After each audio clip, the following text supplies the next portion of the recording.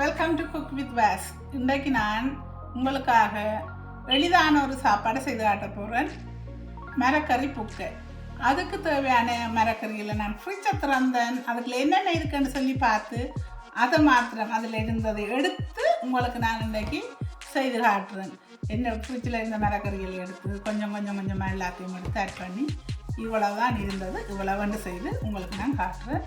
வாங்க சேனலுக்குள்ளே போவோம், பாப்பம் எப்படி செய்கிறதுன்னு செய்முறையை நான் உங்களுக்கு காட்டுறேன். கறி புக்கை செய்கிறதுக்கு தேவையான பொருட்கள்: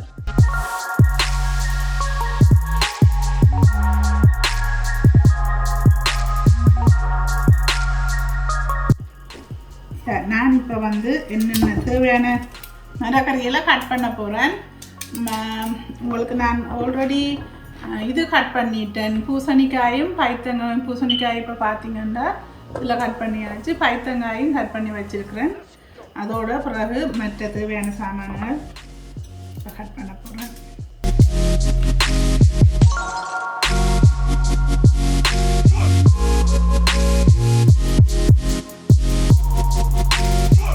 இதில் கொஞ்சம் சின்ன வகையில் கட் பண்ணுறேன். அதையும் திருப்பி இப்போ அரிய ஈஸியாக இருக்குன்றதுக்காக அதையும் இந்த பாத்திரத்தில் எடுக்கிறேன். இந்த சைஸ் அளவில் வெட்டுங்க. மரவள்ளிக்கிழங்கு கரைஞ்சால் அந்த ரைஸோட கரைஞ்சி சேரைக்குள்ள அதில் ஒரு நல்ல ஒரு சுவை ஒன்று இருக்குது. அப்போ அதுக்கேற்ற மாதிரி வெட்டினீங்கன்னா அந்த ரைஸ் மவிஞ்சு இது மவிய சரியாக இருக்கும். இதை நான் இடையில தான் போடுவேன். இப்போ மற்ற மரக்கறிகளோடு போட மாட்டேன். அப்போ இதை கொஞ்சம் இப்படி வெட்டி வச்சுருக்கிறேன். அது நான் எப்போ போடுறேன்னு உங்களுக்கு நான் சொல்கிறேன். அதே போல் தக்காளி பழமும் இடையில தான் போடுவேன். இந்த ஆக சேர்ந்துடும்.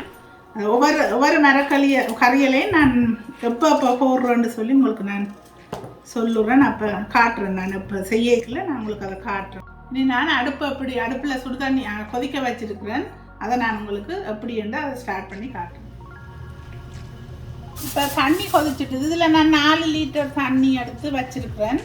அதுக்குள்ளே நான் இந்த 4 கப் அரிசி எடுத்து அந்த இதில் சேர்க்கிறேன். கழுவி வச்ச அரிசியை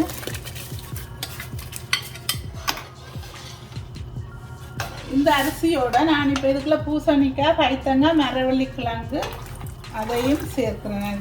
கேரட் போட்டு அதுக்குள்ளே சேர்க்கிறேன். இப்போ நான் இதை மூடி வச்சிருக்கிறேன். பிறகு கொதிச்ச உடனே திறப்போம். நாங்கள் அதை பார்க்கலாம். கொஞ்சம் நிறுத்தியாக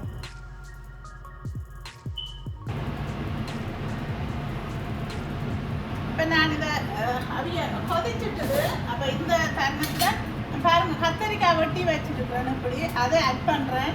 அதோட தக்காளி காயும் வெட்டி வச்சு நான் அதையும் ஆட் பண்ணுறேன். அதில் உருளைக்கிழங்கும் இதுக்குள்ள இருக்குங்க. இப்படி துண்டு துண்டாக வட்டி வச்சுருக்கிறேன். இதையும் இதோட பண்ணுறேன். நான் இப்போ பாப்பம் திறந்து பார்த்துட்டு இந்த மற்ற வெஜிடபிள் ஆட் பண்ண இருக்குது.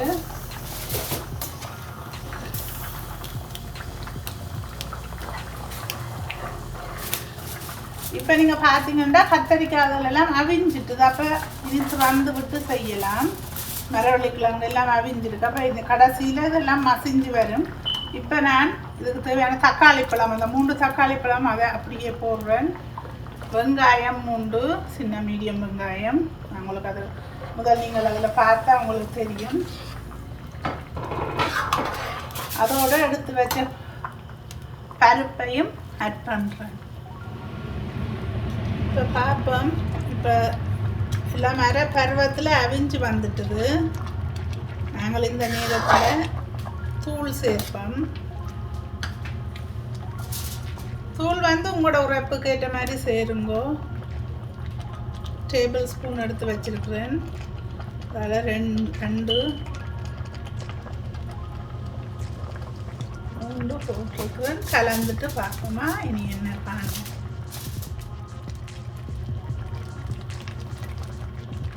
நான் இப்போ இதோட சேர்த்து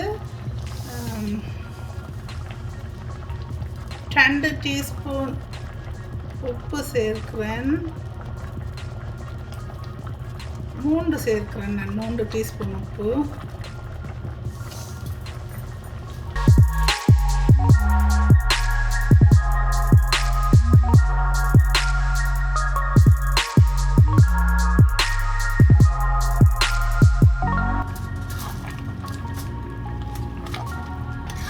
நாங்கள் சாப்பிட்ற உரைப்புக்கு நான் இன்னும் ஒரு டேபிள் ஸ்பூன் ஆட் பண்ணுறேன்.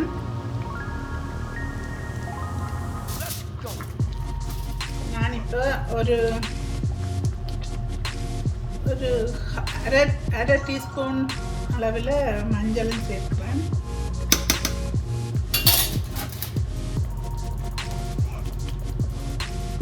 இந்த நேரத்தில் நான்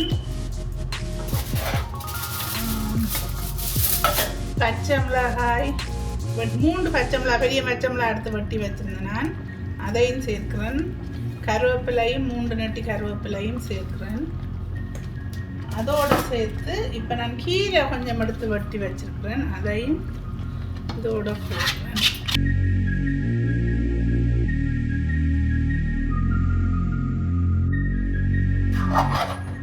இப்போ பார்த்தீங்கன்னு சொன்னால் ஓரளவு இல்லை மரக்கறியும் அவிஞ்சு வந்துட்டுது. நாங்கள் கீரையும் சேர்த்து நாங்கள் இதோட கீரை வேணுமெண்டா நீங்கள் நிறைய சேர்க்கலாம். நான் எல்லாம் ஒரு அளவாகி சேர்த்துருக்குறேன். இப்போ நான் இதில் கோகோனட் மில்க் எடுத்து வச்சுருக்கிறேன். கோகோனட் மில்க் 400 ml எடுத்து வச்சுருக்கிறேன். இதில் நான் ஆட் பண்ண போகிறேன். நான் இதில் ஒரு 200 ஆட் பண்ணியிருக்கேன். அது நல்ல ஃப்ளேவரை நான் கிரைண்டரில் போட்டு பாதி தேங்காய் எடுத்து கிரைண்டரில் போட்டு அரைச்சி வச்சுருக்கிறேன். அது நல்ல ஒரு ஃப்ளேவரை கொடுக்கும் உங்களுக்கு. நான் இதில் என்ன தேங்காய் பால் அந்த மீதி பாலையும் இதில் நான் ஆட் பண்ணுறேன். அதோட நான் இன்னும் ஒரு டேபிள் ஸ்பூன் அளவில் உப்பு சேர்க்கிறேன்.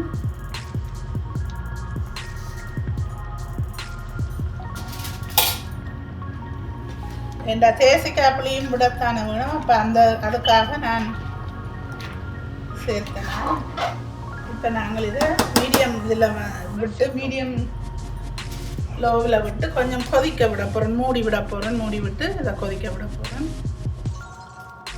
இப்போ நான் அந்த கறி பொங்கலுக்கு தேவையான 4 செத்தல் மிளகாய் எடுத்து வச்சுருக்கேன். இதில் 2 நெட்டி கருவேப்பிலை எடுத்து வச்சுருக்கேன்.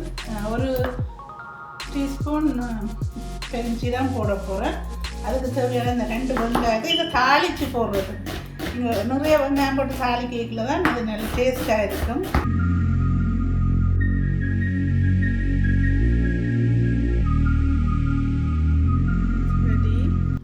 இப்போ ஆல்மோஸ்ட் இது ரெடி. பார்க்கலாம் நாங்கள் எப்படி வந்திருக்கிற 2 பேரை.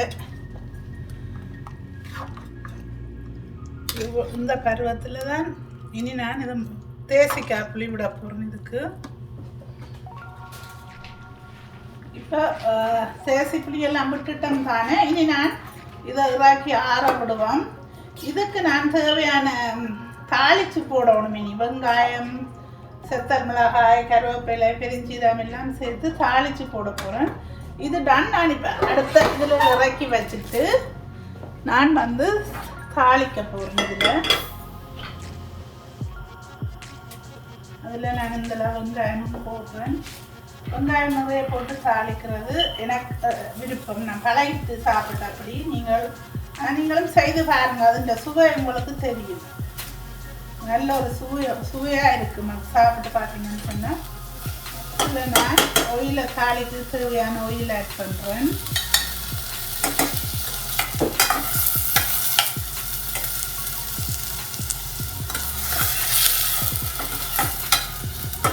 அதோட செத்தல் மிளகாயும் கருவேப்பிலையும் பெருஞ்சீரகமும் ஆட் பண்ணுறேன். இதில்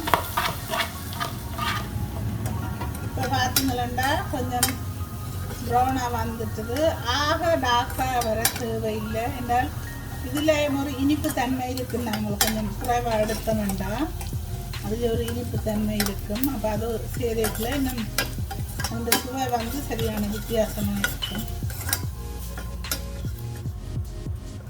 இதை இப்போ நான் இதை போடுவேன் தாளிக்கிறது.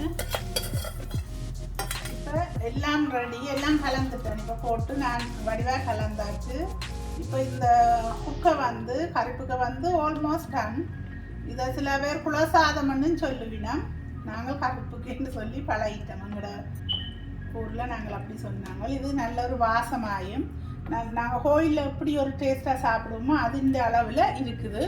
பிறகு நீங்கள் செய்து பாருங்க. செய்து பார்த்துட்டு எந்த கமெண்ட்ஸில் கமெண்ட் பண்ணுங்க, லைக் பண்ணுங்க, சப்ஸ்கிரைப் பண்ணுங்க, ஷேர் பண்ணுங்க.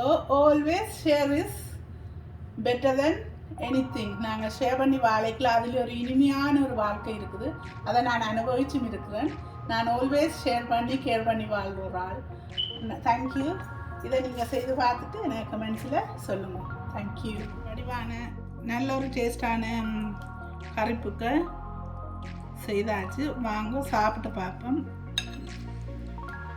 நான் உங்களுக்கு டேஸ்ட் பார்த்து இன்றைக்கு சொல்கிறேன் எப்படி இருக்குதுன்னு பாருங்க.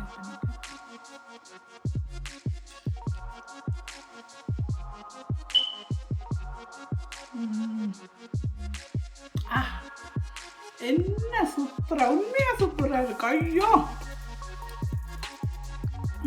நல்லா தான் இருக்குது. நீங்களும் இதை செய்து பாருங்க.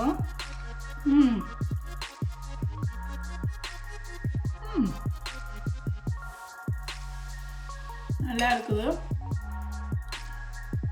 நீங்களும் இதை செய்து பார்த்து எனக்கு கமெண்ட்ஸில் உண்மையாக உங்களுக்கு ஏதாவது இதில் குறையல் இருந்தாலும் நீங்கள் சொல்லுங்கள். என்ன நானும் திருந்துறதுக்கு லேர்ன் பண்ணுறதுக்கும் இருக்கலாம், எனக்கும் சான்ஸ் இருக்கலாம். என்னை விட இவ்வளோ குக் பண்ணுற ஆக்கள் இருப்பீங்க.